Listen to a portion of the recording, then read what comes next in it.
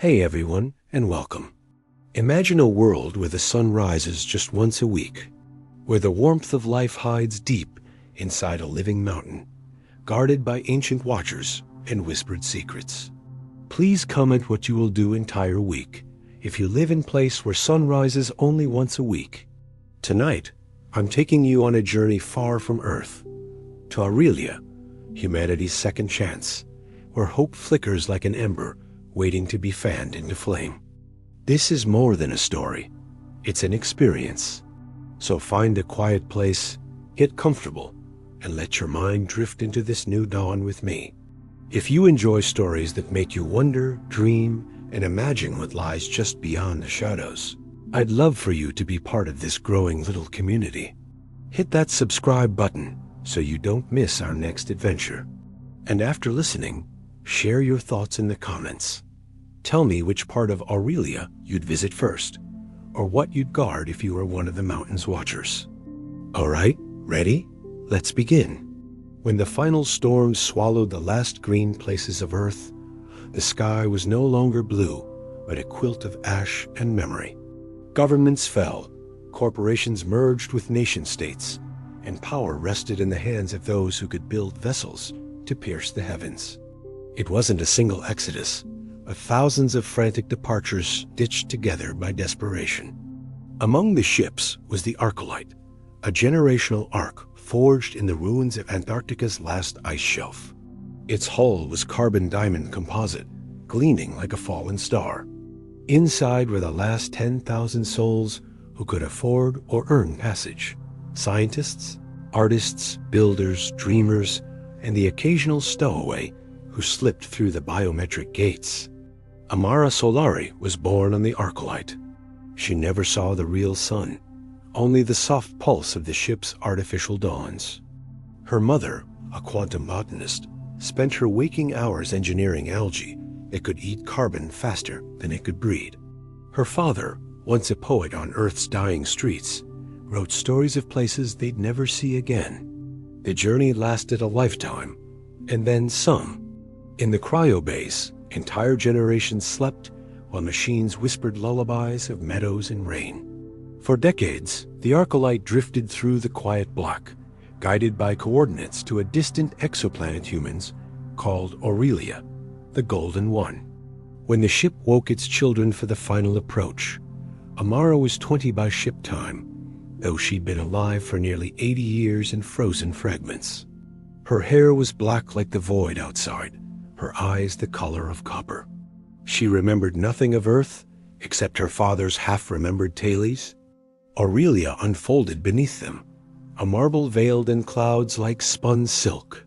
The first scans revealed a world brimming with oxygen, freshwater rivers coiling like veins through emerald forests, and mountain ranges crowned with sapphire glaciers. But there was an anomaly the astrobiologists struggled to explain. Aurelia's rotation was slow, so slow that a single day lasted 7 Earth days. 6 days of darkness, 1 day of sun. Tides obeyed a strange second moon that drifted closer than Earth's ever had, stirring deep currents in Aurelia's vast oceans. Still, for humanity bruised by centuries of ruin, this was paradise enough. They called their landing site Solhaven, a cradle in the northern hemisphere, a valley ringed with mineral-rich hills and ancient rivers. As the Arcolite entered the atmosphere, its hull scorched and wept superheated metal like tears from a phoenix reborn. Amara stood in the observation deck, watching Aurelia's night stretch below, an endless tapestry of velvet shadows and uncharted promise. Her father's voice echoed in her head. You will build a new dawn where the old one failed. But the dawn on Aurelia would come only once a week. When the ship landed, the valley was cold and silver-lit by the faint glow of the second moon. Lumen, the settlers spilled out, their boots sinking into unfamiliar moss that glowed faintly in the night. Flora adapted to eternal dusk flourished, towering fungal forests, crystal-leafed shrubs that drank starlight, flowers that opened only when the twin auroras danced above. They built their homes from the Arcolite's dismantled hull. Titanium walls, transparent solar membranes for roofs, a village that could breathe and grow with its people. Farms sprang up under bioluminescent canopies. Children learned to harvest fungus that tasted like bread and fish the cold rivers under shifting constellations. Amara's mother founded the Luminarum, an institute to adapt earth crops to Aurelia's cycles. Her father spent his days gathering stories, weaving them into songs sung by the campfires during the endless nights. Yet beneath the warmth of the new community, a question pulsed like a hidden fault line. What would happen when the sun finally rose? Astronomers predicted its first light would arrive on the 7th day. The settlers gathered on a high ridge to greet it. Amara, now a leader among the second generation, stood with them, boots in frost, breath hanging in the blue dawn.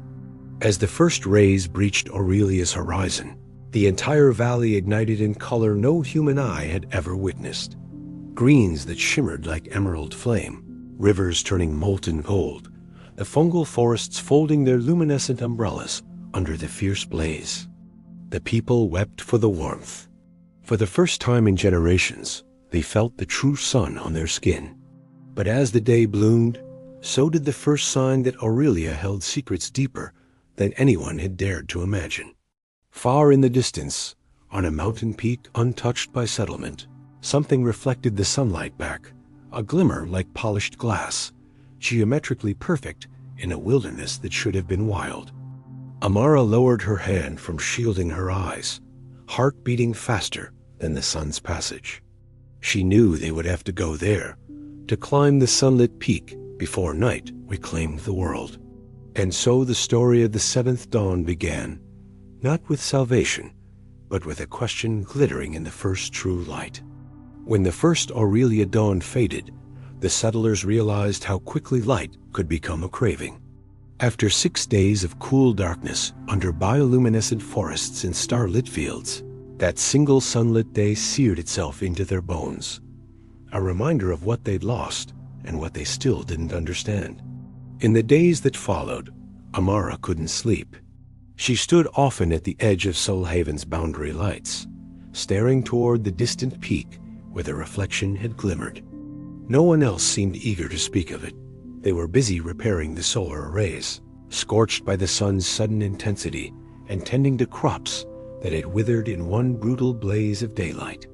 Aurelia's first sunrise had been more than a gift. It had been a test.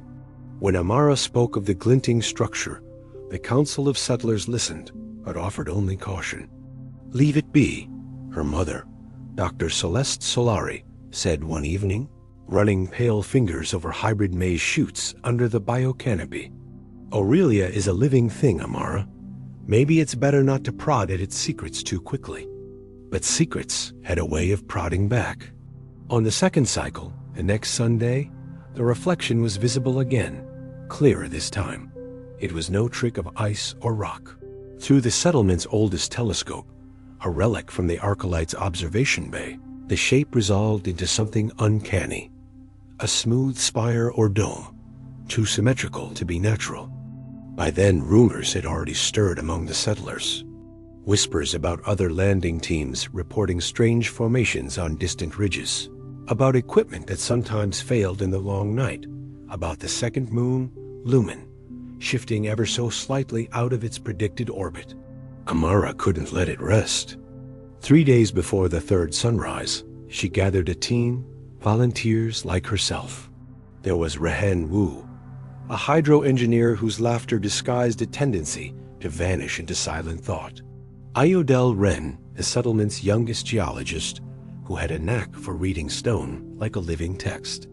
And Sana Velasquez, an ex-military scout who had once guarded the Arcolites' cryo chambers. They packed for 6 days of darkness and 1 day of burning sun. Solar tents, nutrient gels, climbing rigs, and rifles, though Amara hated the thought of needing them. They left Solhaven at dusk on the 4th day, slipping away before the council could forbid them outright. The fungal forests welcomed them with their ghostly glow. Bioluminescent fronds brushed their shoulders like curious hands. In the distance, vast herds of grazing beasts with mirror-like scales moved through the undergrowth, scattering reflections like fallen stars. At night they camped in thermal cocoons, telling stories to keep the shadows at bay. Rehan spoke of Earth's abandoned cities now swallowed by rising seas. Iodel speculated about tectonic shifts beneath Aurelia's crust that might explain its slow spin. Sana just listened, eyes always on the dark. On the fifth night, as Lumen rose huge and silver, they reached the foothills. The mountain was taller than they'd thought, a jagged spine of dark stone, crowned by the smooth, glinting shape that caught the second moon's light like a beacon. Climbing in Aurelia's cold was a battle of patience and silence. The rock was brittle but sharp, making gloves and boots essential. At dawn on the seventh day, the day the sun would rise, they found a ledge just below the summit to rest and wait. When the first sunlight struck, the mountain's crown blazed like a signal fire. Up close, the reflection resolved into something unmistakable, a dome of glass or crystal embedded in the mountain's peak, half buried by ages of ice and rockfall.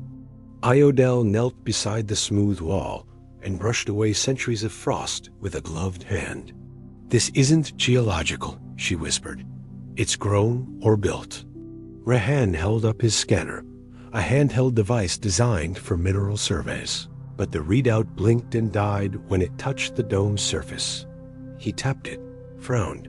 EMP interference? Static charge? It's absorbing the signal. Sana traced the dome's curve with her rifle's barrel. "Look here, a seam." Sure enough, under the melting snow was a line, so fine it was nearly invisible, describing an entrance. Amara pressed her palm against it. It felt warm despite the wind whipping around them. Without a word, Sana unhooked a thermal cutter from her pack and set to work tracing the seam. Sparks hissed into the thin air. The sun climbed higher, and the reflection blazed so fiercely they had to shield their eyes. When the final segment gave way, a section of the dome folded outward with a sound like ice cracking on a frozen lake. Beyond it, darkness. Warm air spilled out, tasting faintly metallic, like the inside of the old ship. They exchanged glances. Rehan muttered, half in prayer, half in wonder, "Who builds a chamber on a dead peak, waiting for sunlight?" Amara stepped forward, voice steady despite the thundering of her heart. "Whoever they were or are, they wanted someone to find it. We go in." Together they crossed the threshold, leaving the blazing day behind them. Their lamps flickered on, cutting cones through the inky dark. Inside, the walls were smooth crystal, etched with patterns that seemed to shift when the light hit them, symbols or circuits, or something in between. The tunnel led them down in a spiral. Their footsteps echoed like ghosts. The deeper they went, the clearer it became that this was no abandoned relic. The air was too fresh. The warmth felt deliberate. At the spiral's end, they found a chamber as wide as Solhaven's main square. In its center, half buried in crystal veins, stood a pedestal. Suspended above it was a sphere of the same glassy substance as the dome. But inside it, frozen like an insect in amber, was a single ember of light, pulsing slowly. It looked for all the world like a tiny sun. Amara stepped forward, her hand hovering over the pedestal. She felt warmth radiate through her bones, gentle but insistent. A heartbeat in the dark. Rehan's voice was barely more than a breath. "What is that?" Iodel checked her scanner again. It flickered, coughed static, and projected a single word in trembling letters. "Seed." Sana's hand tightened on her rifle. "A seed of what?" Amara's shadow fell across the sphere, her reflection fracturing into 1,000 dancing shards. "We're going to find out." Above them, the real sun blazed for its fleeting day, but here, under the mountain of glass, something older than the settlers' dreams waited to wake.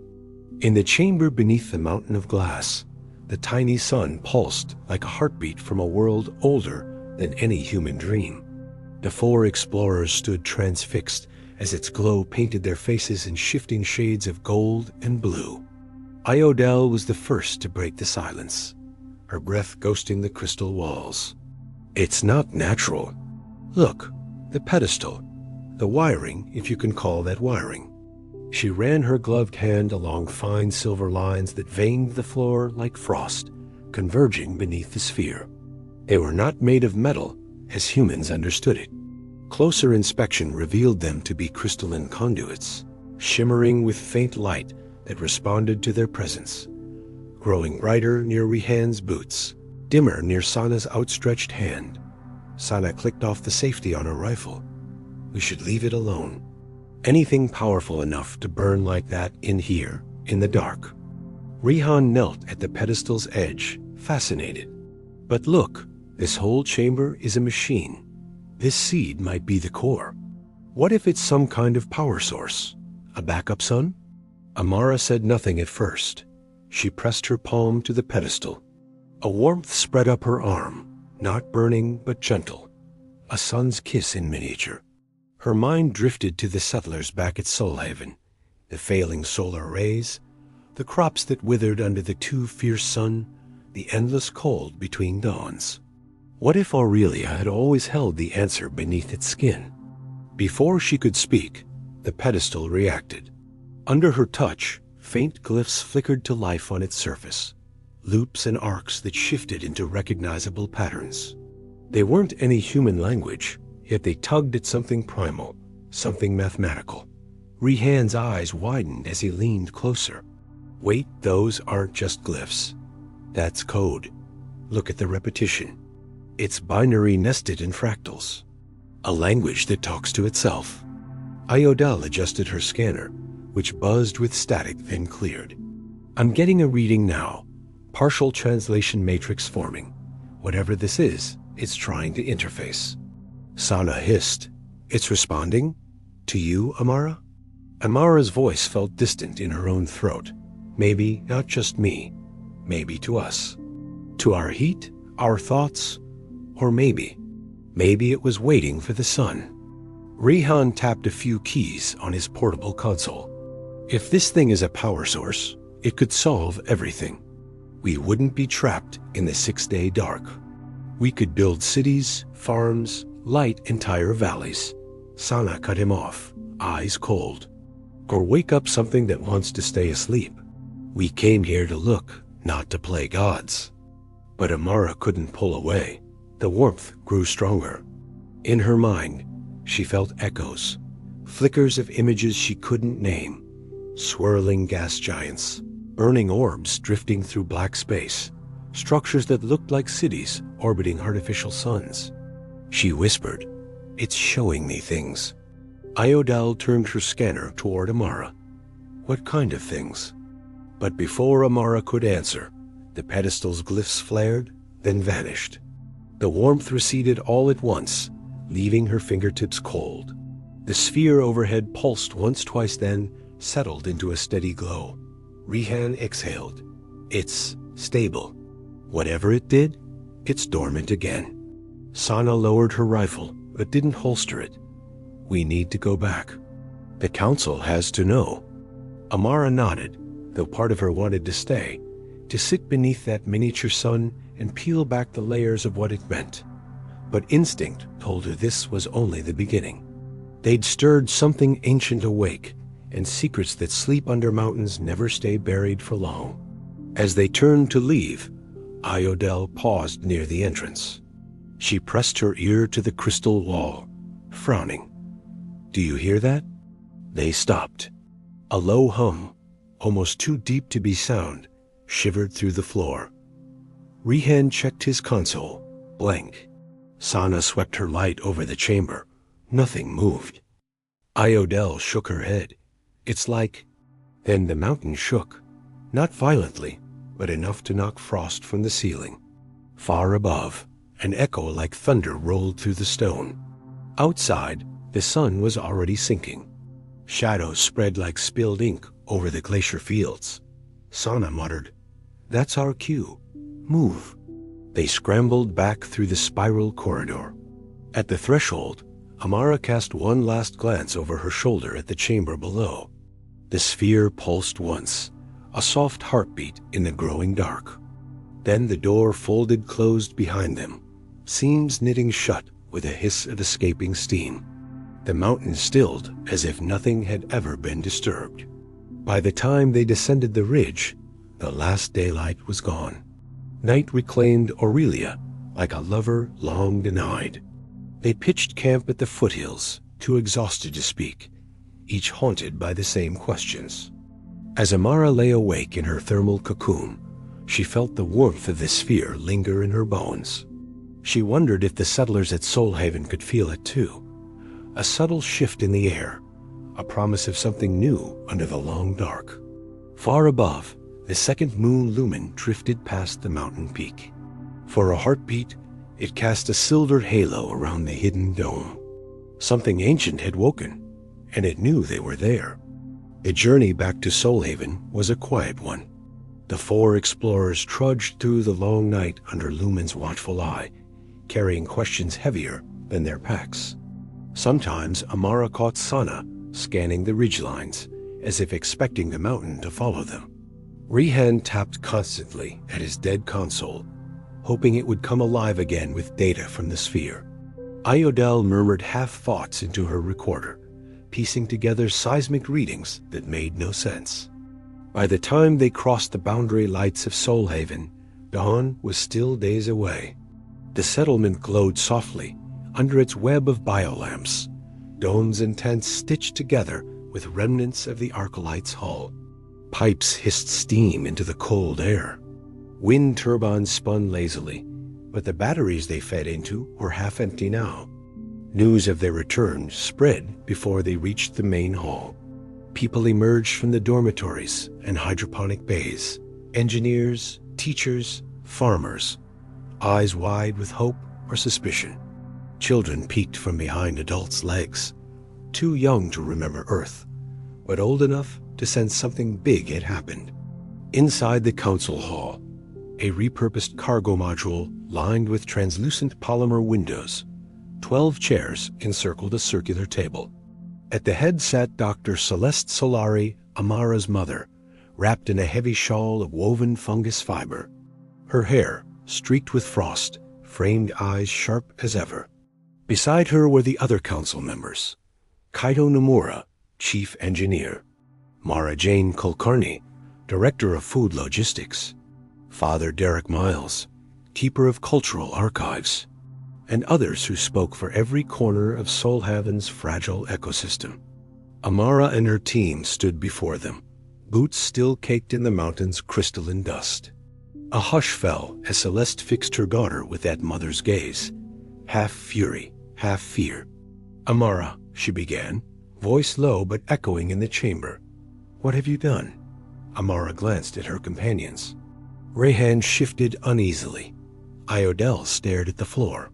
Sana remained impassive, rifle slung across her chest. "We found it," Amara said simply. "The structure, it's real, and it's not natural." Kaito Nomura leaned forward, tapping notes into an old tablet. "Define not natural." Iodel stepped up. "The dome's a chamber. Inside is a core, a sphere, a sunseed maybe. It's warm. It reacts to us, to the sunlight." Mara Jane frowned. "Reacts how?" Rehan tried to explain, his words tumbling out like sparks. "It's a power source, or an interface. It showed us something, a fragment, maybe a map, maybe a memory. Whatever it is, it's not just sitting there. It wants to communicate." Father Derek's fingers drummed the table. "Or it's a trap. Do you remember the old myths? The garden that tempted, the tower that fell. Humanity pokes the sleeping god and pays the price." A ripple of murmurs. Some council members nodded. Others shook their heads, eager for details. Celeste silenced them with a raised hand. Her eyes never left her daughter's. "Amara, did you activate it?" Amara hesitated. The hum beneath the mountain still thrummed in her bones. "I don't know if we activated it, or if it woke itself when it felt the sun. I touched it. It responded. Sana broke her silence, voice like a blade drawn in the dark. With respect, Dr. Solari, the mountain shook. Something moved. If this seed is tied to the planet, we could be playing with a force we don't understand. Cato looked troubled. Aurelia's seismic core is stable but strange. Those tremors shouldn't happen. This world's rotation is already a puzzle. A day every 7 Earth days? Maybe this thing is connected, Iodel added quietly. We can't ignore it. The dome is engineered. That means someone or something made it. Maybe they're still here. Or maybe they left this behind for a reason. The council fell into silence, each mind spinning through risks and dreams. For a moment, only the wind outside broke the hush, a low whistle against the polymer walls. Finally, Celeste stood. Her shadow fell over Amara, larger than the stories Amara's father once told. You've always wanted to chase the horizon, child. But this time, the horizon might chase back. Solhaven is not ready for war with ghosts. Or with gods. Amara met her gaze. And what if it's neither? What if it's our answer? A way to end the long nights. Grow food year-round. Power our shelters. Live here, not just survive. Celeste's eyes softened. Just a flicker. And what if we wake something that tears us apart from inside? Father Garrick rose, his voice steady and heavy with old authority. We need time to study, to plan. Until then, the mountain is off limits. Agreed? Reluctant nods circled the table. Only Amara remained still, fists clenched at her sides. Outside the council hall, word spread like wildfire. In the makeshift pubs and hydroponic tunnels, whispers of the sunseeds stirred old fears and older hopes. Some settlers dreamed of a second dawn. Others remembered the fall of Earth, the poisoned sky, the arrogance that scorched their first Eden. In her small quarters that night, Amara sat by the window, watching Lumen drift overhead. Her mother's words rang in her mind, mixing with her father's old stories, about seeds planted in ruin that bloom when no one's watching. She felt the warmth again, flickering just beneath her ribs. Off-limits never stopped her before. In the shadows, plans began to form. A second journey, this time not to explore, but to understand. And if the council wouldn't lead it, then she would. Somewhere beneath the mountain, the ember pulsed. In the forests beyond Solhaven's lights, something unseen turned its gaze toward the valley of sleeping humans.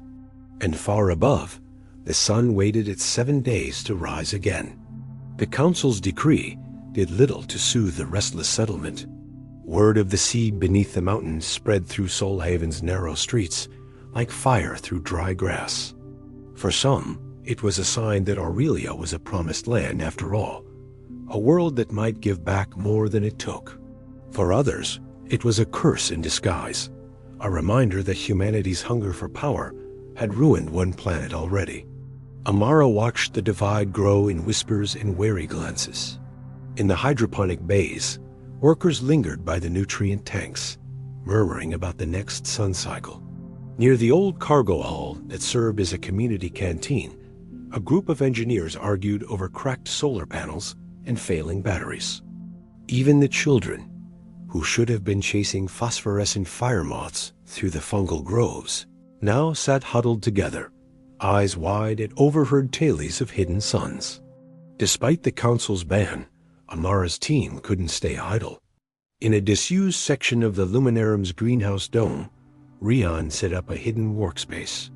There, beneath rows of fungus vines and hybrid kale, he spread out his damaged console, linking it to scavenged sensor arrays. Iodel brought stone samples she'd chipped from the mountain of glass, arranging them on a table like puzzle pieces. She traced their fracture lines with gloved fingers, frowning at the strangeness of crystalline structures that grew like living veins. Sana, silent as ever, stood guard by the greenhouse's rear hatch. She kept her rifle leaned against the wall, though she rarely touched it now. Sometimes Amara wondered if Sana feared an enemy outside Soulhaven, or one inside. Amara herself spent hours listening. She crept through the settlement at night, gathering rumors and fears, weaving them into a plan. It wasn't rebellion yet, not exactly, but it was defiance. And defiance on Aurelia seemed to carry an echo. It started on the 5th night after their return. Amara couldn't sleep. She lay in her narrow bunk, eyes open to the shadows pooling on the curved ceiling. Outside, frost formed delicate spirals on the polymer window. Lumen's silver light painted everything in shades of dream. Then she heard it, a faint hum at the edge of hearing, like a distant swarm of bees or wires singing in the cold. She sat up, heart stuttering. At first, she thought it was her imagination, the residue of that warm pulse beneath the mountain. But when she pressed her hand to the wall, she felt it, a subtle vibration, like the heartbeat of something vast and unseen. She slipped from her bunk, boots silent on the metal floor. Through the settlement's sleeping corridors she moved, drawn by the hum that seemed to flicker just ahead, just out of reach. It led her beyond Soulhaven's lights, into the fringe where the fungal forest pressed close. Bioluminescent fronds brushed her coat, lighting her path in ghostly green. Somewhere above, Lumen dipped behind drifting clouds, plunging the woods into a deeper darkness. In a clearing near the river, she found it, a circle of frost where the moss refused to glow. The hum pulsed stronger here, vibrating through her boots into her bones. She knelt, brushing away the frost. Beneath it, the earth felt warm. Not the sun's warmth, something deeper, older. And as she touched it, her mind flooded with images. Spirals of stars, cities like latticework spun between planets, and an endless string of suns stitched across the black. Then, voices. Not words she knew, but patterns that teased her brain into half-understanding. Promises, warnings, or maybe invitations. She snapped back as frost formed on her lashes. The warmth faded, the hum dissolved into the wind sighing through the fungal canopy. When she returned to the greenhouse dome, she found Rehan still hunched over his console, eyes bleary, hands trembling from too much caffeine and too little sleep. "I heard it," she whispered. Rehan blinked and looked up sharply. "Heard what?" "The seed, or something linked to it. It's talking through the ground." Iodel, woken by their voices, pushed through the hanging vines. Talking how? Amara recounted what she'd seen, the clearing, the frost ring, the warmth. Rehan leaned back, running his fingers through his hair. "Low-frequency resonance," he muttered. "It's transmitting, maybe through the fault lines. The whole mountain might be an amplifier." Iodel frowned. "So we're standing on a planet that talks through earthquakes?" Rehan half laughed. "No, through stories. Vibration, resonance, imagery. That's data. It's using what we can understand." Sana stepped out of the shadows, eyes narrowing. "Or it's bait, a lure to bring us back." Amara shook her head. "No, it's not calling us to the mountain. It's spreading. It's waking up." They sat together in the dim glow of the hydroponic lamps. 4 humans who had fled a dead world only to find themselves on one that whispered secrets in the soil. Outside, Lumen broke free of the clouds again, silver light spilling through the greenhouse dome. Tiny flecks of frost drifted down from the ceiling, falling snow in a place that should have stayed warm. Rehan's console crackled once. A line of alien glyphs flickered across the cracked screen. Then it died again. Iodel leaned closer to Amara, voice trembling for the first time. "What do we do now?" Amara stared at the frost on her sleeve, remembering the warmth beneath her palm in the clearing. "We listen," she said, "and when the sun rises again, we go back." She looked at Sana. "If the council won't help, we do it alone. We find out what this world is trying to tell us before someone else decides to silence it."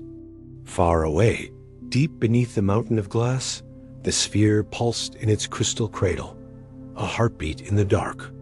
And in the forest beyond Soulhaven, the hum spread, a promise carried on the roots and stones and streams. The whispering dark had found its voice. The frost lingered. By the 7th day, when Aurelia's distant sun should have begun its climb, Soulhaven's outer domes and polymer tunnels lay veiled in a thin skin of ice that refused to melt. It formed delicate webs on solar panels, coated wind turbines in glittering rime, and crept inside the transparent roofs of the Luminarium's greenhouses. Dr. Celeste Solari ordered emergency heat cycles to protect the crops. Rehan's team rerouted dwindling battery reserves to keep root systems alive. And through it all, rumors of the hum spread faster than frost on glass.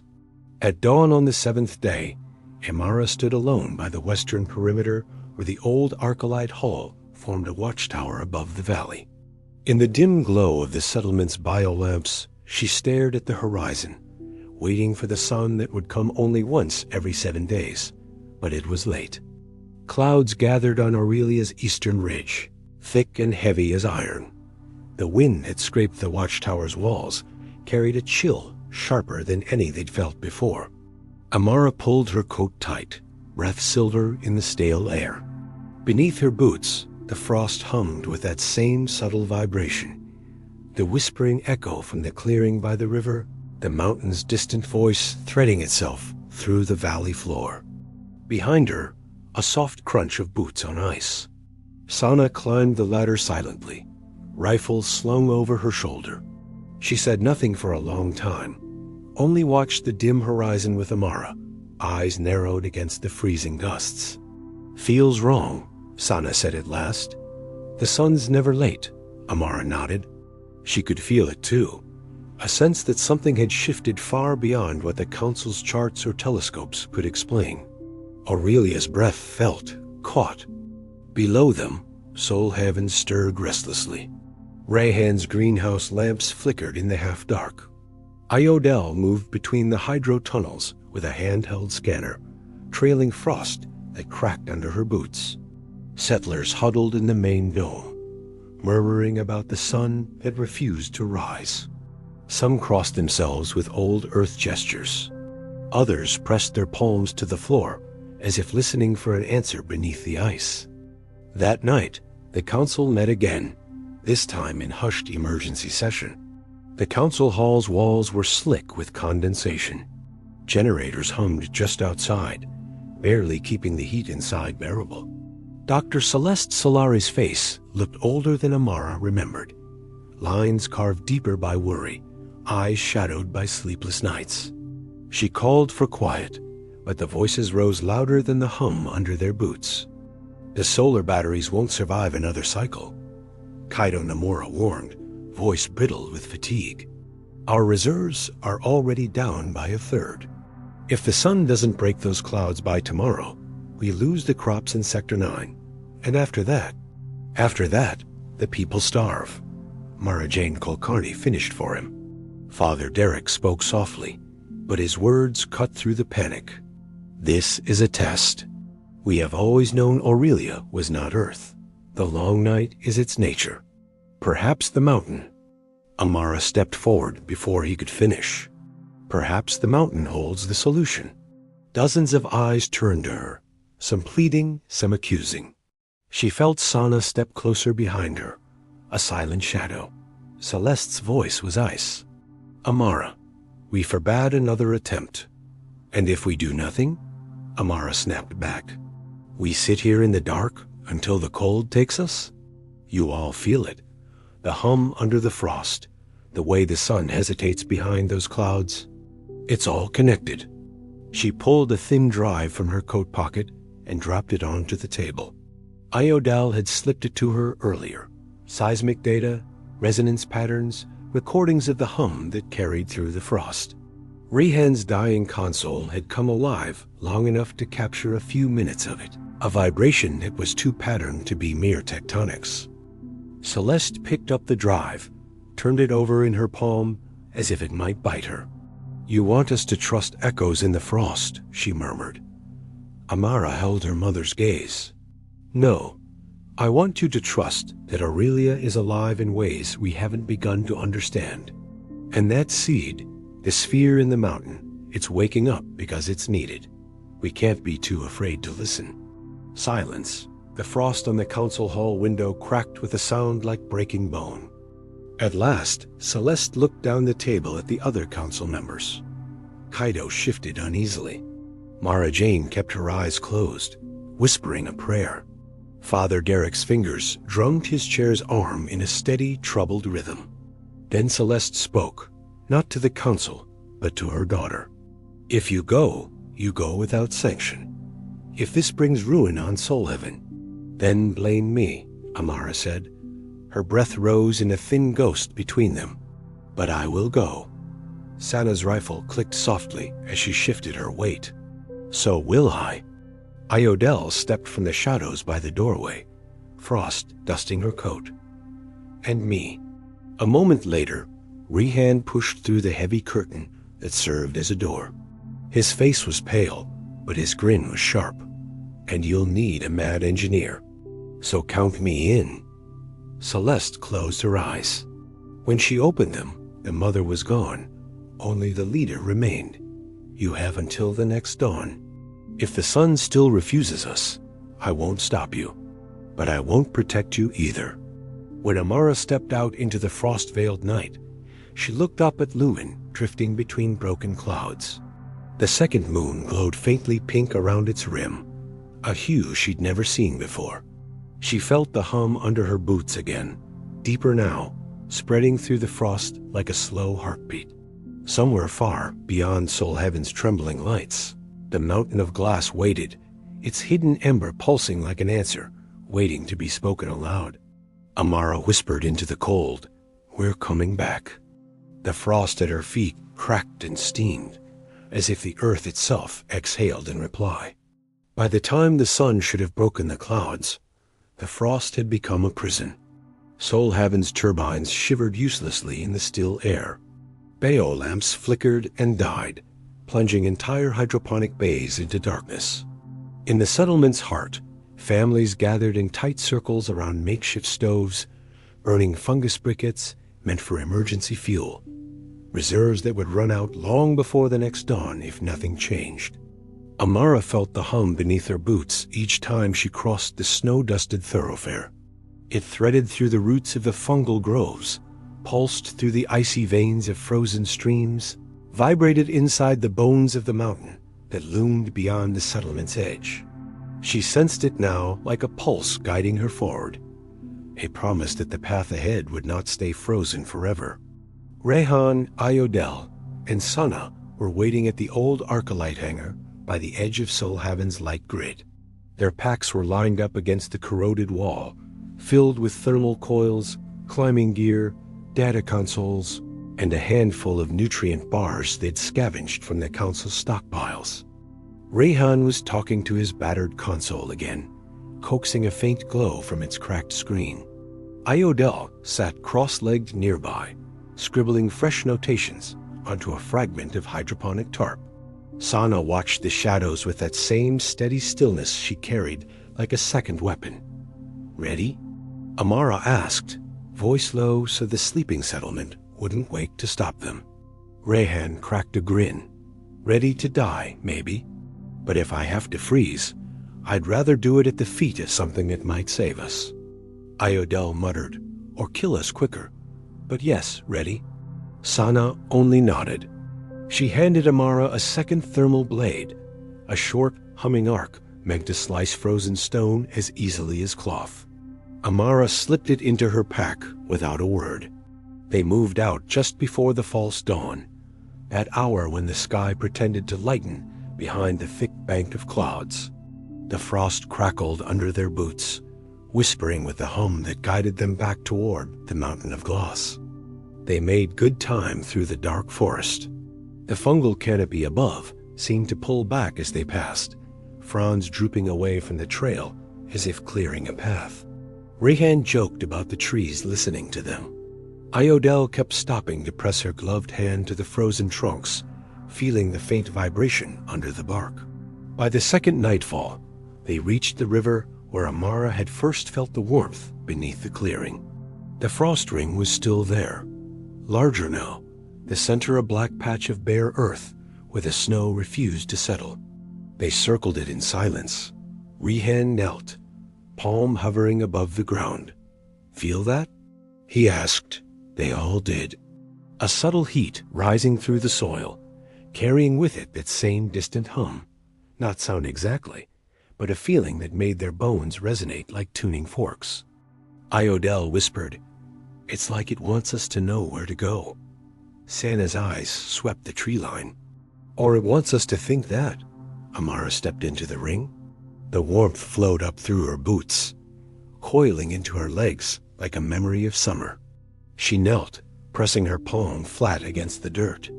The hum grew louder in her mind, not words but shapes, a path traced in flickering patterns she half saw behind her closed eyelids. When she opened her eyes, her breath fogged the air. "There's a way through the mountain," she said, voice certain. "A passage that doesn't need cutting gear. It's there. It wants to be found." Rehan looked up at the mountain ridge, its jagged crest invisible behind rolling clouds of frost. "How far?" Amara tilted her head, listening. "A day's climb? If we follow the river's bend and cut up through the western cliffs, it'll bring us to the hidden face. The seed showed me. The thaw will begin there." Iodel let out a slow breath. The path of thaw. Sana scowled at the name, but she didn't argue. She slung her rifle across her back and pointed upstream. "Then let's move before the cold decides to change its mind." The climb was brutal. The forest fell away behind them, replaced by sheer slopes glazed with black ice and powdery snow that turned to slush under their boots. They lashed themselves together with old cryo-bay cables repurposed as climbing lines. Wind howled through the granite teeth of the cliffs. Sometimes Amara thought she could hear voices in it, not human, not alien either, but something older than either word could hold. The hum throbbed louder now, matching her heartbeat as they inched upward under Lumen's watchful gaze. By the seventh dusk since they'd left Soulhaven, they reached a ledge that overlooked the entire valley. They pitched a small shelter there, a bubble of thermal foil and scavenged solar cloth. Rehan's console flickered with weak life inside the tiny dome. Iodel spread out her maps and rock samples in the cramped space, while Sana kept watch by the entrance, rifle pointed at the dark. Amara sat with her back against the cold stone. The hum beneath the mountain felt like a living thing pressing into her spine. "It's close," she murmured. Iodel didn't look up. "How close?" Amara's eyes drifted shut. Behind them, a path of thaw glowed in her mind, a living vein that pulsed with warmth against the cold stone of Aurelia's long night. "Close enough," she said. "When the sun breaks through, it'll crack the frost. The door will open." Rehan snorted a quiet laugh. "If the sun ever breaks through." Outside, the clouds shifted just enough for Lumen to peer down through a ragged hole, its pale glow glinting off the cliff face ahead of them. For a moment, Amara thought she saw it, a seam in the rock, half buried in snow and ancient stone, just wide enough for a person to slip through. She smiled to herself, the hum echoing in her bones. Tomorrow, they would walk the path of thaw. Tomorrow, they would stand beneath the mountain's skin again and see what waited on the other side of the frost. When dawn came, the sun finally broke through, not in a blaze, but in a single spear of pale light that split the clouds above the mountain's western face. That thin beam struck the snow-dusted granite where Amara had seen the hidden seam, igniting motes of frost that shimmered gold against the stone. Amara rose from where she dozed against the shelter's wall. The others stirred at her sudden intake of breath. Sana rolled to her feet, rifle in hand, before she was fully awake. Rehan blinked blearily at the dawn, half smiling at the fragile sunbeam like it was a long-lost friend. Iodel brushed frost from her gloves, voice low with disbelief. You said it would open when the sun came.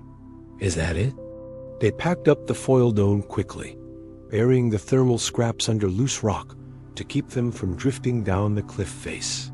Then they climbed the last short pitch to the seam Amara had seen in her mind's eye, now plain as a scar in the granite, steaming faintly under the sun's pale warmth. Sana swept her light along the split. No sign of cutting. It's not man-made. It's like the rock just pulled apart. Amara stepped forward, placing her palm against the warm stone. The hum thrummed through her bones, stronger than ever, no longer distant, no longer a whisper. This close, it felt like a heartbeat echoing through the veins of the mountain. A single push, and the scene parted with a sigh.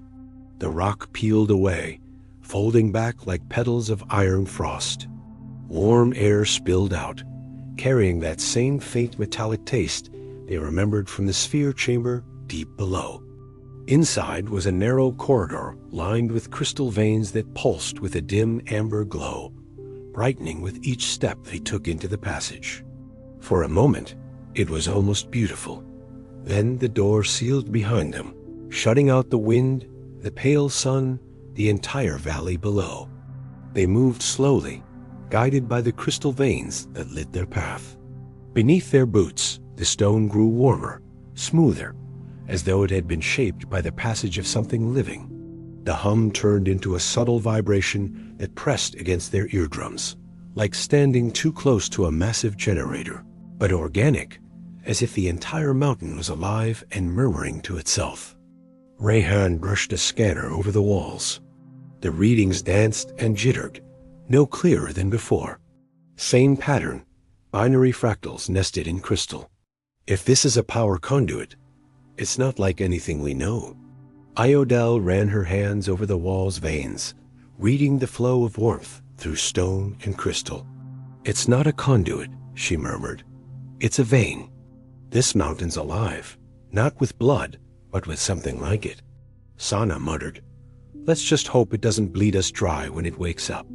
They followed the corridor deeper until it widened into a cavern that stole what little breath the cold had left in their lungs. It was vast, a cathedral hidden in stone, its walls alive with the soft glow of 1,000 crystal branches that radiated from a single point at its heart. A fissure in the floor, pulsing with molten light. Amara stepped closer, feeling the heat rush up to meet her like a summer wind. The fissure wasn't lava, not like Earth's molten core.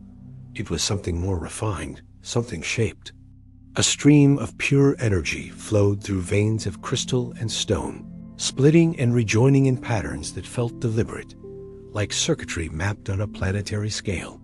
Rehan's voice was barely a whisper. "It's a reactor. Or a heart, or both." Iodel crouched at the fissure's edge, eyes wide behind her visor. The mountain of glass isn't just a mountain. It's a machine that makes warmth, maybe makes sun. Sana scanned the shadows beyond the fissure. Her grip on the rifle was tight, knuckles pale. Or it's a trap to burn intruders alive. But Amara felt none of that dread. To her, the heat was familiar, the same warmth she'd felt in the clearing's frost ring, the same hum that had threaded through her bones since the first time she touched the sphere. She stepped closer, ignoring the shimmer of heat that made her hair crackle with static. There, half buried in the crystal floor beside the fissure, sat another sphere, like the one they'd found above, but larger, its glow steadier. It pulsed when she neared it, a heartbeat that matched her own. She knelt, brushing frost and crystal dust from its surface. Rayhan hissed behind her, "Amara, don't," but it was too late. Her fingertips met the sphere, and the cavern bloomed with light. She saw, not with eyes, but with a mind laid bare. Cities of glass orbiting artificial suns. Voices speaking through storms of coded light. A race that shaped worlds by planting seeds of warmth in frozen soil. Suns born in darkness, not by chance, but by design. Then she saw this place, Aurelia, as it was long before the Arcolite came. A cold stone waiting for a spark, seeded with the veins of fire that slumbered until something living arrived to tend them. And at the core of it all, the same truth pulsed like a heartbeat. This world did not belong to humans, but it needed them now as much as they needed it. The vision snapped away. Amara gasped, her palm smoking where it touched the sphere. Rayhan caught her as she staggered back. "Amara, what did you see?" Amara's voice trembled. "It's alive. It wants us here. But we have to finish what it can't do alone." Sana's eyes narrowed. "Finish what?" Amara turned back to the vein of fire, the stream of molten warmth threading through the mountain's veins. "Wake the heart. Bring the sun to the surface. Not once every 7 days, but every day. End the long night."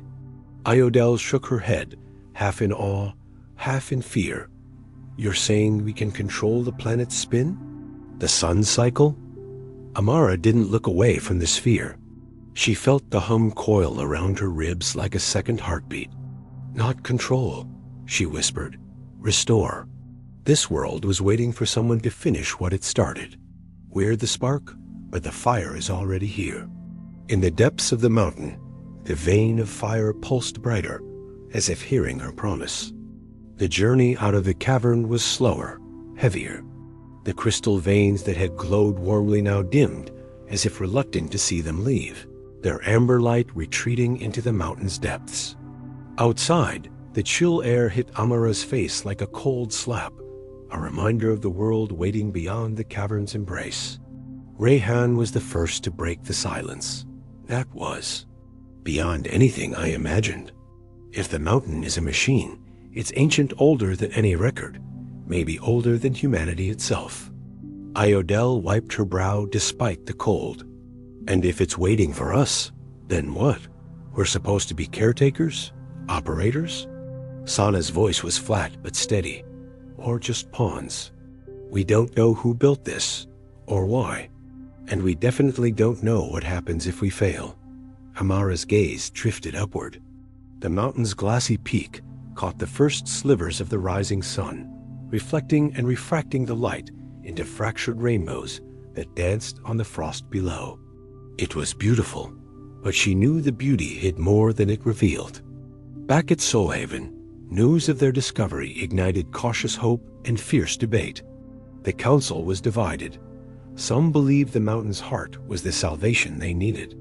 Others feared meddling with a power they barely understood. Amara's vision in the cavern became the rallying cry for a faction of settlers who called themselves the Firekeepers, those willing to risk everything to awaken Aurelia's slumbering warmth.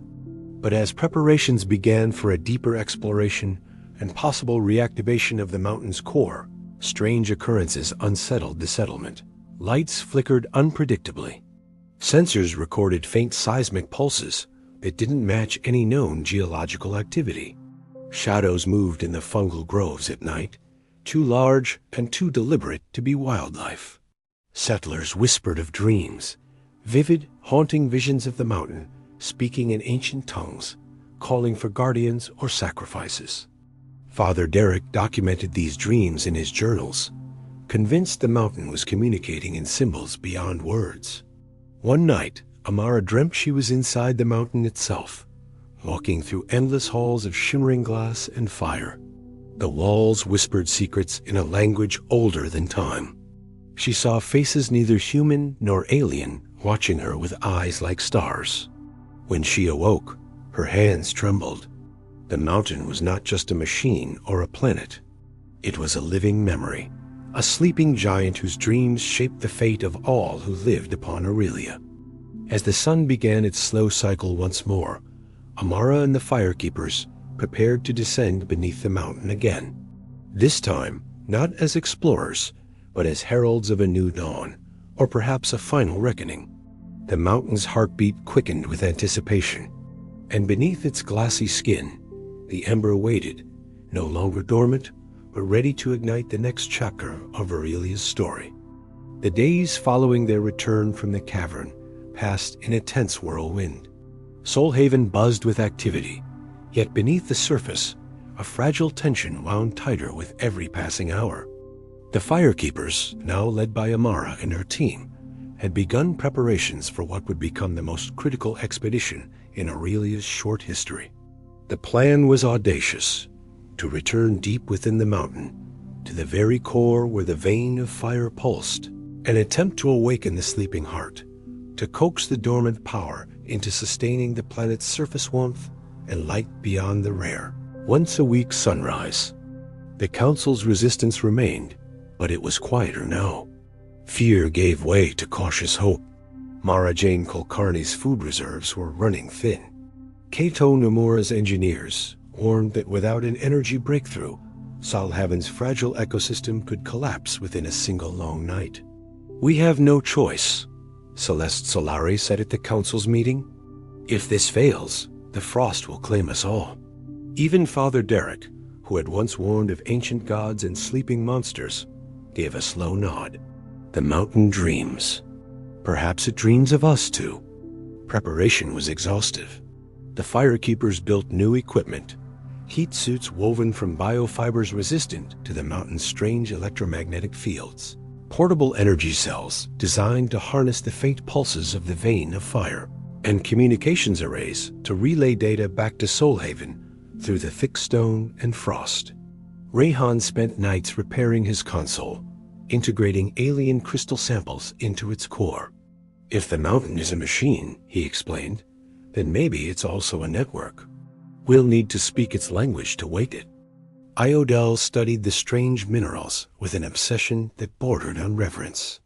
"These crystals, they're not just conduits, they're memory carriers. The mountain's history is written in them, a ledger of its life, its pain, its purpose." Sana prepared herself silently, honing her senses to the eerie silence that had settled over the outskirts of Solhaven. Her watchful eyes missed nothing, ready for threats known or unknown. Amara felt the weight of responsibility heavy on her shoulders, but also a fierce determination burning like a fire inside her chest. This was more than survival. It was a promise. On the morning of the expedition, the sun finally broke fully over the horizon, washing the valley with weak gold. The frost began to thaw, dripping silently from fungal fronds and melting into the cold soil. A small convoy gathered at the mountain's base. 5 Firekeepers, each armed with tools and weapons, nerves taut but steady. The Council watched from a distance, hope and dread tangled in their faces. Amara led the group, her hand brushing against the crystalline sphere embedded in her pack, a smaller replica of the vein of fire's core. It pulsed faintly, a heartbeat sensed to her own. They entered the mountain's secret seam, the rock folding open like a breathing thing. The corridors welcomed them with warm light and a hum that thrummed deep in their bones. Deeper and deeper, they ventured into the living mountain, past veins of glowing crystal and pools of molten energy that flickered like captured stars. The air grew warmer, thick with an almost electric charge that made their skin prickle and their hair stand on end. Rihan's console translated the resonance patterns into waves of data, vibrations and pulses that formed a language neither human nor machine, but something hauntingly between. At the heart of the cavern, they found the chamber, a cathedral of shimmering light and fire, where the vein of fire flowed like a river of liquid sun through the mountain's core. Amara stepped forward, placing the sphere on a pedestal carved from crystal and stone. The chamber reacted instantly. The light intensified, the heat surged, and the hum became a roar. The mountain awakened. Visions flooded Amara's mind, not chaotic or frightening, but ancient and profound. She saw the creators of Aurelia, beings of light and crystal, who had planted the seeds of life and warmth in this cold world, long before humans ever dreamed of the stars. She saw the cycles of light and dark, the long nights that had shaped the planet's spirit, and the promise of renewal when the heart of the mountain would burn bright again.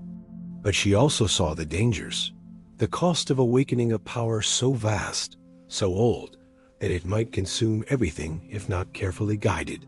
Her voice echoed through the chamber as she spoke aloud the promise of stewardship. We will guard your flame. We will be the light in the dark. Together, we will awaken Aurelia." The mountain pulsed in answer, a surge of warmth flooding the cavern and radiating outward like a wave of hope. Outside, Solhaven's frost began to melt rapidly, streams gurgling with renewed life, fungal groves brightening as warmth seeped into their roots. The sun's cycle shifted imperceptibly, a promise that the long night might soon be a thing of the past. But as light returned, so too did shadows. The mountain's awakening had stirred more than just warmth.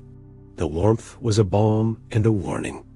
Solhaven basked in the gentle heat radiating from the mountain's core, and for the first time since the migration from Earth, the settlers dared to hope.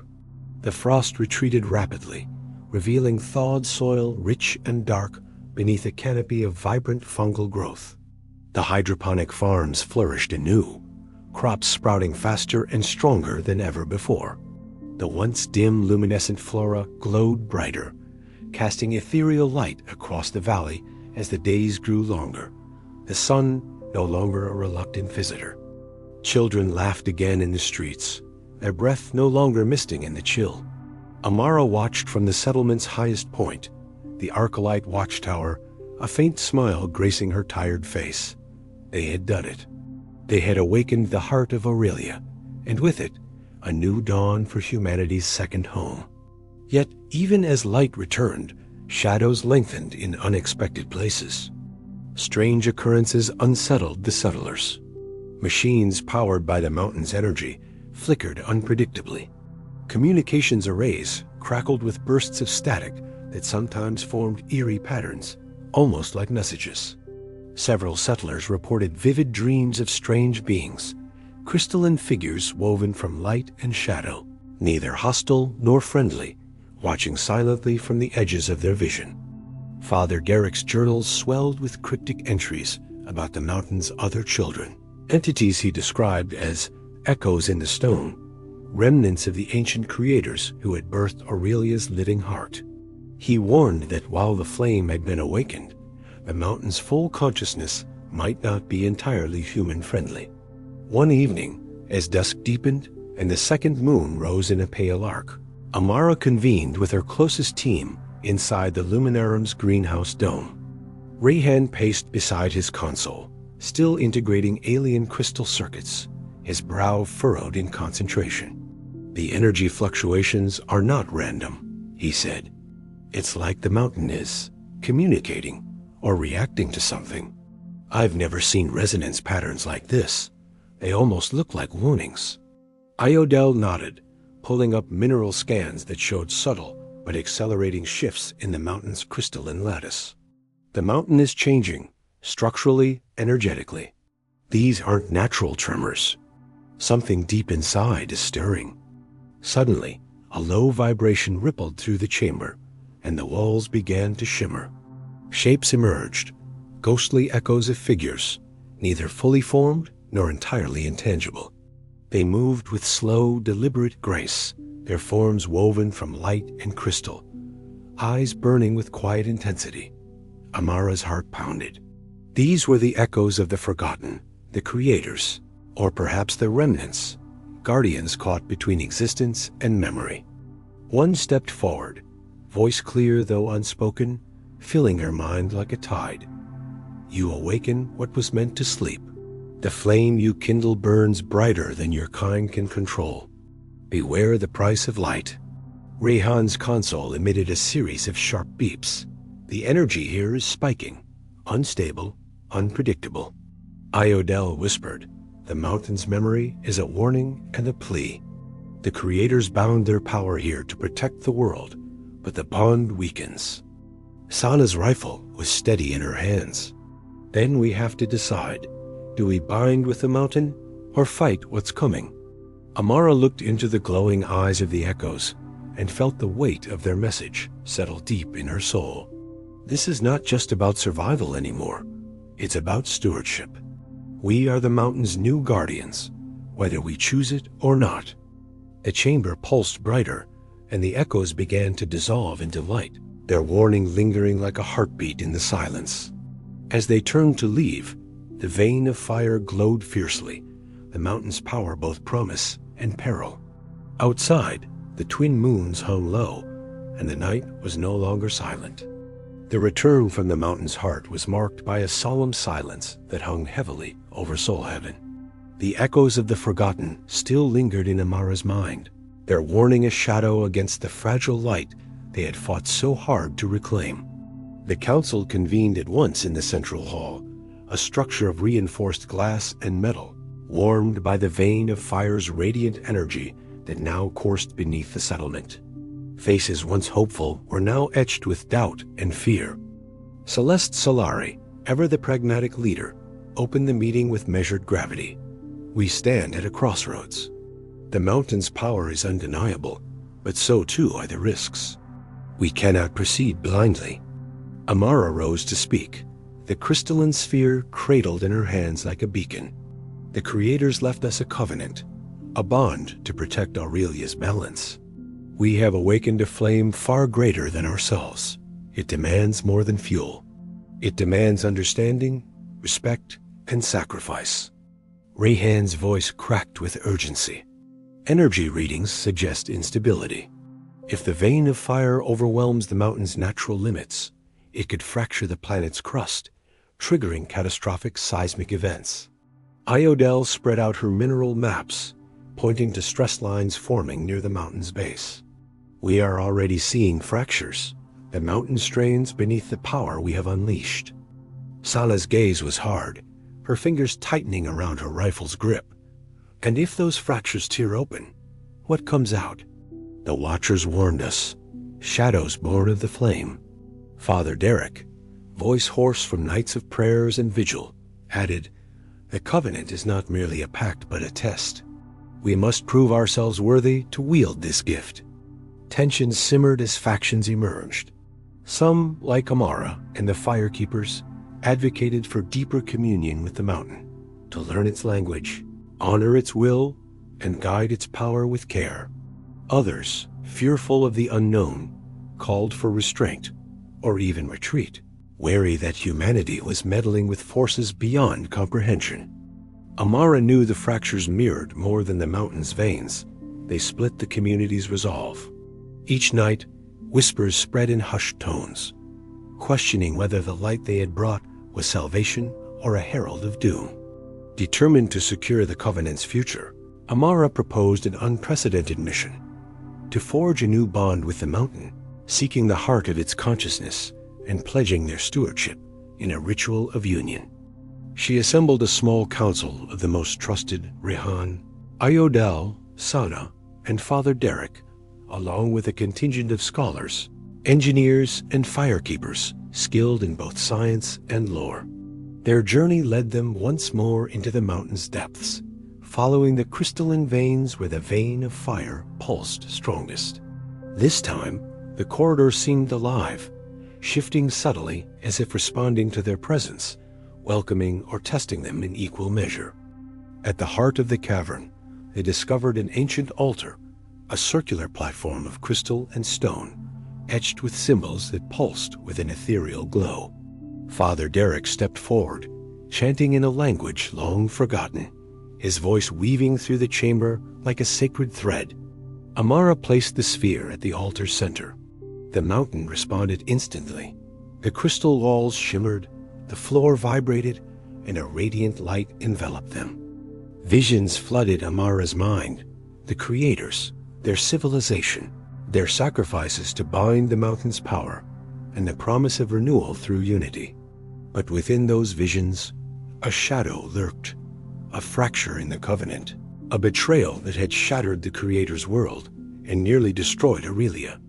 The chamber trembled violently as the vision faded. The covenant was fractured, yes, but the pieces were still waiting to be reforged. Amara understood then.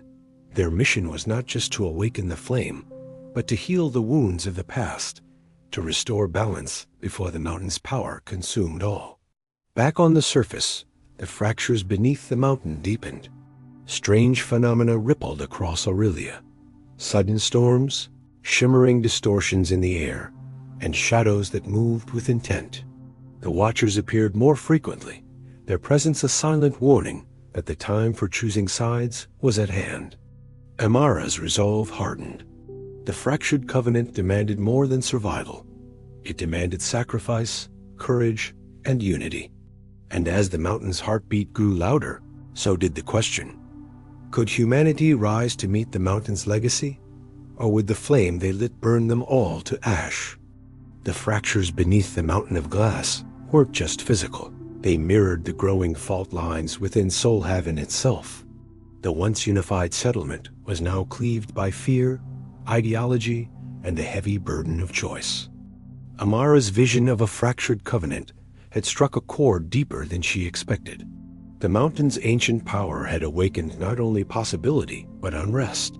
The Watchers, those enigmatic crystal beings, continued their silent vigil, but their increasing presence only fanned the flames of mistrust.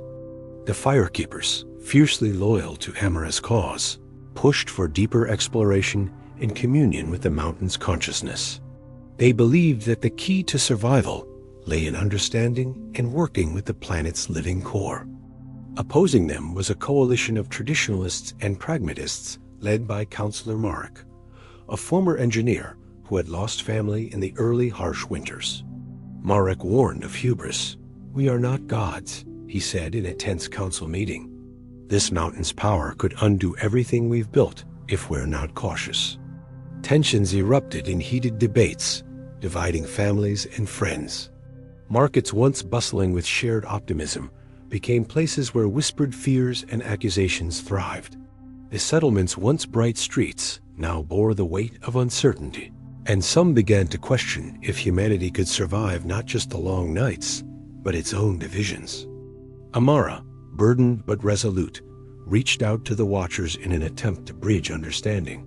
In a quiet ceremony beneath the twin moons, she extended a hand symbolic and real toward the crystal sentinels. In response, the Watchers revealed shards of memories, civilizations long gone, destroyed by arrogance and the unchecked flame. Warnings inscribed in light and shadow. Their message was clear. Balance was fragile, and the mountain's power was a force that demanded respect and humility. Meanwhile, Rehen and Iodel worked feverishly to decipher the complex signals emanating from the mountain's core. They discovered that the mountain's energy was intertwined with Aurelia's own biosphere, a vast, delicate network of life and power. Disruptions in the vein of fire's flow had begun to manifest as environmental anomalies, shimmering distortions, unpredictable weather, and creeping shadows in the deep forests. Sana's patrols encountered strange phenomena forests that seemed to whisper and shift, shadows that danced just beyond the light. The Watchers guarded these areas, warning off settlers and even the Firekeepers from venturing too far. The uneasy truce with the Watchers was as fragile as the mountain's glowing crystal veins. Amara realized that the future of Solhaven depended on healing both the mountain's fractures and the social divides tearing their community apart. She proposed a daring plan, a pilgrimage to the mountain's core, not just by the Firekeepers, but by representatives from all factions, a covenant renewed through unity and shared purpose. Preparations began, but opposition remained fierce. Counselor Marek warned that this was a gamble that might cost them everything. Still, as the mountain's pulse quickened and shadows deepened, many agreed that the rising divide could no longer be ignored. The fate of Aurelia and humanity's place within it rested on a knife's edge. A pale dawn crept across the valley as the delegation assembled at Solhaven's edge, beneath the looming silhouette of the Mountain of Glass. Representatives from every faction, Firekeepers, traditionalists, engineers, and wary citizens stood side by side, their faces a mixture of hope, fear, and resolve. Amara stood at the forefront, the crystalline sphere resting gently in her hands. The Watchers flanked the group, their forms shimmering softly in the early light. Their silent presence was both comforting and unnerving. The path into the mountain had changed since the vein of fire's awakening. The crystalline veins along the corridors pulsed in welcoming rhythm, the warm hum soothing the nerves of the weary travelers. Yet beneath the surface, an undercurrent of tension thrummed, a reminder of the mountain's immense power and the stakes of this pilgrimage. Rihan's console emitted steady beeps, decoding the mountain's patterns as they journeyed deeper. "The energy signature is stabilizing," he reported, "but the network is complex, like a living web of consciousness."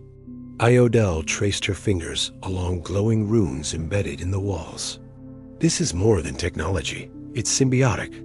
The mountain and its life forms are intertwined in a balance we barely comprehend." The journey tested their endurance. Environmental anomalies challenged their progress. Sudden gusts of wind that whispered like voices, strange light refractions that made distances seem to warp, and pockets of intense heat that scorched without warning. Sana's watchful eyes caught movement in the shadows, but the watcher's subtle gestures quelled her urge to react.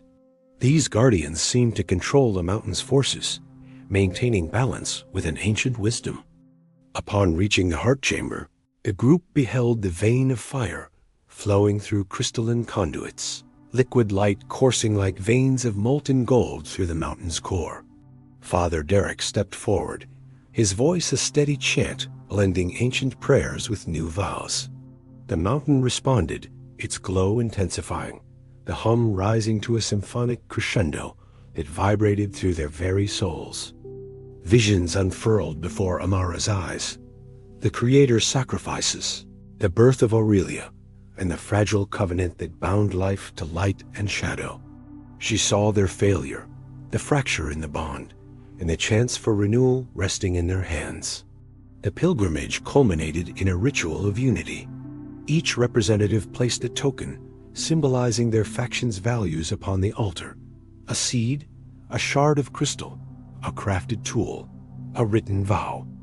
As the tokens touched the altar, the vein of fire pulsed brighter, weaving their intentions into its flow. The watchers' forms shimmered, their silent approval resonating through the chamber. Amara spoke for all.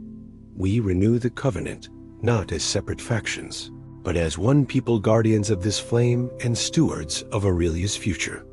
Emerging from the mountain, the settlers felt a renewed bond, not only with each other, but with the living planet beneath their feet. Yet, as the light grew stronger and the days lengthened, a deeper challenge loomed, a darkness that waited patiently in the spaces between shadows. The mountain's awakening was only the beginning.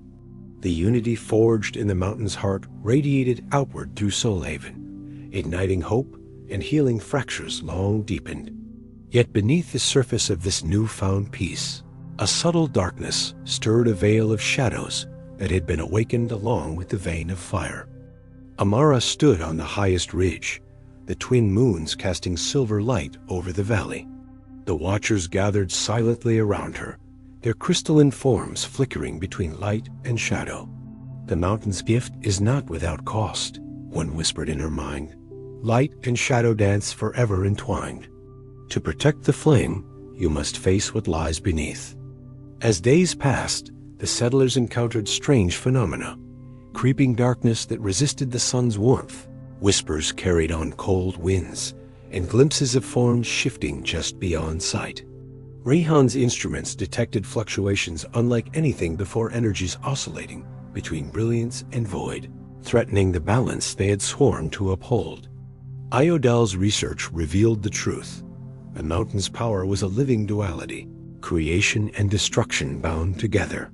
The Watchers were not only guardians, but also wardens against the shadowed echoes of the Creator's downfall. Amara realized that the final trial had come.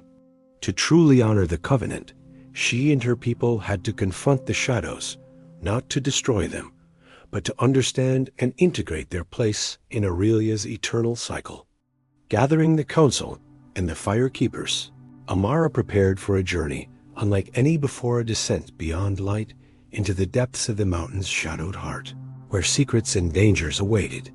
The mountain's pulse quickened as they stepped forward, the veil of shadows parting to reveal the mysteries beneath. In the balance of flame and shadow, they would forge Aurelia's destiny, a future where light did not conquer darkness, but danced with it in eternal harmony.